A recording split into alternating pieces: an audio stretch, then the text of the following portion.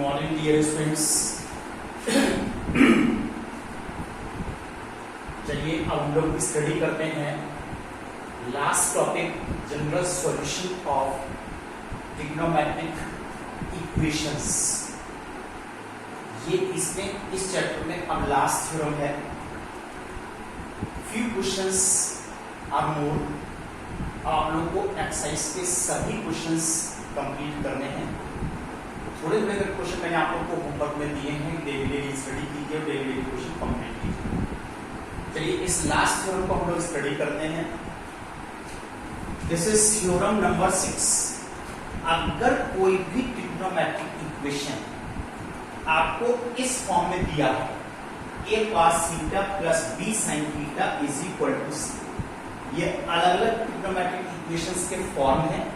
इससे पहले 5 फॉर्म्स मैं आप लोगों को डिस्कस कर चुका हूं। This is the last one, a cos theta plus b sin theta is equal to c। If and only if ये इसका जनरल सॉल्यूशन आ गया, theta is equal to 2n pi plus minus l plus alpha plus minus beta. This is the general solution of this equation. अब मैंने आपको इसका proof भी दिया है। आपके दिमाग में एक क्वेश्चन आता है, हाउ दिस इज पॉसिबल, कैसे आ गया है? तो उसके लिए यहाँ पर हर थ्योरम का प्रूफ भी होता है। तो यहाँ पर मैंने प्रूफ दिया है, a cos theta plus b sin theta is equal to c, dividing throughout by square root of a square plus b square. ये एक फैक्टर कहलाता है। फैक्टर कैसे आया है? cos थीटा का कोफिशिएंट a, sin थीटा का coefficient b, इनके स्क्वायर कीजिए, ऐड कीजिए एंड फाइंड स्क्वायर रूट। और इतनी वैल्यू से पूरे इक्वेशन को थ्रू आउट आप डिवाइड करो। एक्चुअली क्यों किया जाता है? इसको प्रॉपर फॉर्म में लाने के लिए। a cos theta divide by square root of a square plus b square, b sin theta square root of a square plus b square, c upon square root of a square plus b square. ये मैंने एक triangle show किया है। a upon square root of a square plus b square का use कैसे किया जाता है? सपोज कीजिए ये राइट एंगल ट्रायंगल है और इसका ये एंगल अल्फा है, acute angle. Suppose this side is a, this is b, तो obviously this hypotenuse square root of a square plus b square होगा। अगर आप यहां से cos अल्फा की वैल्यू को निकालते हैं बेस अपॉन हाइपोटेन्यूज, ये देखिए a upon square root of a square plus b square आता है। तो इतनी वैल्यू को हमने cos अल्फा एज्यूम किया है, लेट किया है। जैसे cos थीटा, इसी ट्रायंगल से अगर आप sin अल्फा निकालते हैं तो b upon square root of a square plus b square आता है। इतनी वैल्यू को हमने sin अल्फा एज्यूम किया है। जैसे sin थीटा, अब यहां पर c upon square root of a square plus b square, इसको अभी हम एक्सप्लेन करते हैं। अब ये आपके पास एक फॉर्मूला फ्रेम हो गया, cos a cos b plus sin a sin b which is cos a minus b। इस तरह से हमने एक फॉर्मूले में कन्वर्ट किया। अब जब इसको आप cos के फॉर्मूले में कन्वर्ट करते हैं तो यहाँ पर right hand side c upon square root of a square plus b square को ये कंपलसरी है कि इसको भी आपको cos में चेंज करना है। तो सपोज कर लीजिए इतनी वैल्यू cos बीटा है, दिस इज cos बीटा। अब आपके पास थ्योरम बन गया, this is cos theta is equal to cos alpha, therefore theta is equal to 2n pi plus minus alpha. ये मैं आपको जनरल सॉल्यूशन पहले एक्सप्लेन कर चुका हूं। ये देखिए आ गया cos theta is equal to cos alpha, therefore full angle theta minus alpha is equal to 2n pi plus minus beta.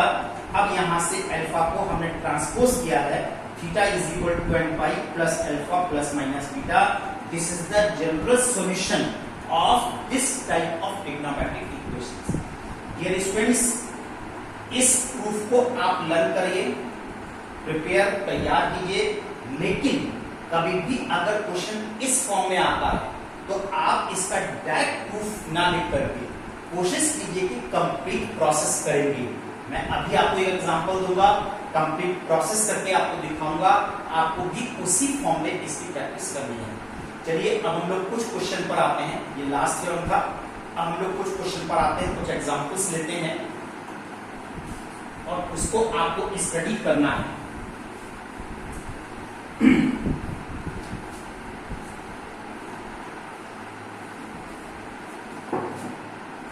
Now see example.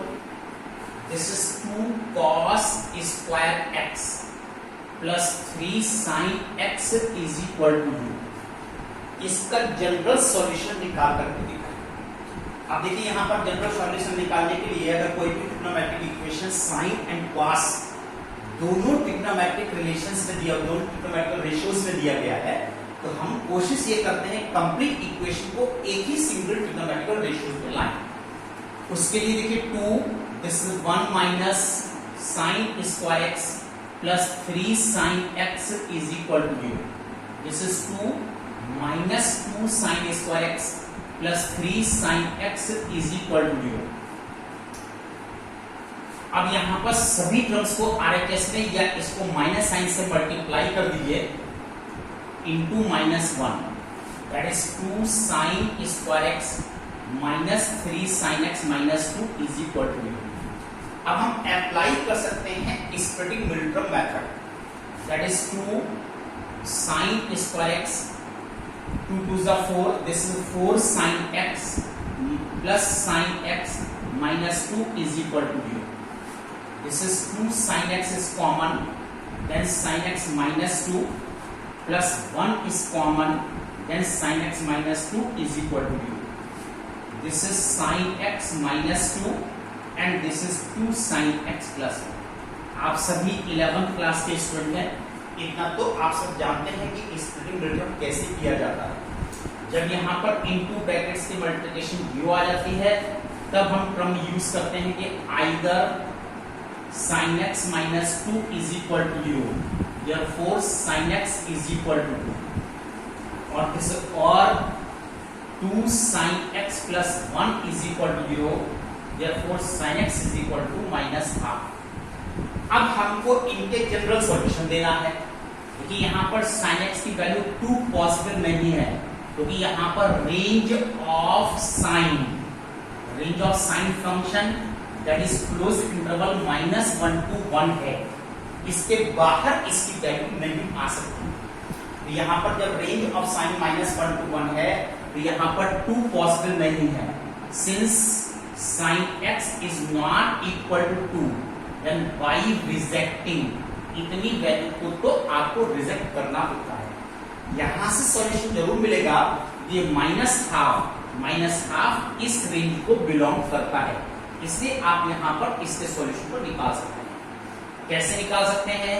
यहां देखिए माइनस, दिस इज साइन, अब 1/2 that is π/6, minus sign π/6।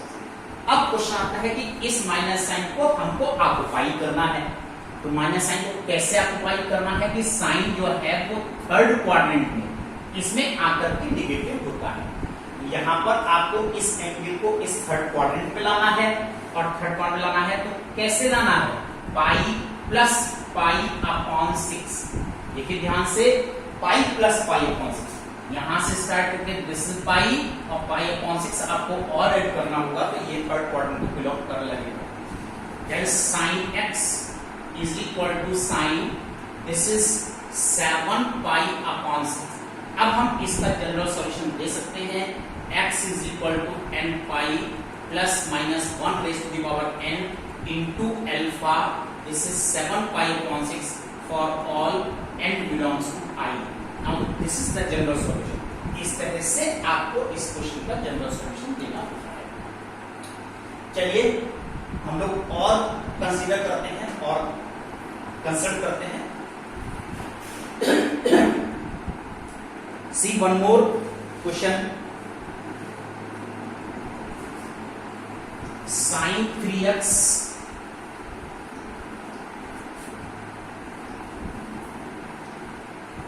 plus cos 2x is equal to sin 3x plus cos 2x is equal to, इसको आप solve कीजिए, general solution निकाल करके दिखाइए। देखिए अगर यहाँ पर जैसा मैंने अभी बताया कि इस पूरे इक्वेशन को एक सिंगल ट्रिग्नोमेट्रिकल रेशियो में आपको लाना होगा, either you can change in cos और इन साइन। तो हमारे लिए इजी क्या है? फिर क्वेश्चन आता है इजी क्या है? तो इजी ये है कि साइन को हम कॉस में चेंज करें, तो साइन को कॉस में चेंज करने के लिए देखिए minus sign 3x, minus sign 3x। अब आप इतने एंगल को कुछ इस तरह से एक्सप्रेस करो, ये कॉस में भी कन्वर्ट हो जाए और उसकी वैल्यू भी वही रहना चाहिए।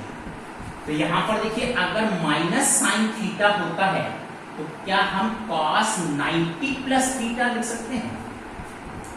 कैसे लिख सकते हैं?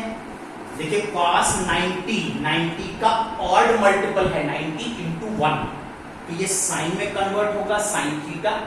अब ये सेकेंड क्वाड्रेंट को बिलोंग कर रहा है 90 plus theta, more than 90, something more than 90, तो ये सेकेंड क्वाड्रेंट को बिलोंग करता है, वहां पर कॉस नेगेटिव होता है, तो माइनस साइन थीटा को आप लिख सकते हैं कॉस 90 प्लस थीटा। तो similarly this cos 90 plus 3x। अब आप इसको ध्यान से देखिए, cos 90 plus 3x, 90 plus 3x second quadrant को बिलोंग कर रहा है, that's why it is negative, और कॉम्प्लीमेंट्री रेशियो है, साइन में कन्वर्ट हो रहा है, ये माइनस साइन 3x को रिप्रेजेंट करता है, जैसे cos 2x। अब आपके पास ये जनरल फॉर्मूला बन गया, cos x is equal to cos अल्फा। सपोज कर लीजिए कंप्लीट वैल्यू अल्फा है, then 2x is equal to 2n pi plus minus pi upon 2 plus 3x। This is 2x is equal to 2n pi plus minus 90 plus 3x। Angle as it is रहेगा, this is alpha, 2n pi plus minus alpha.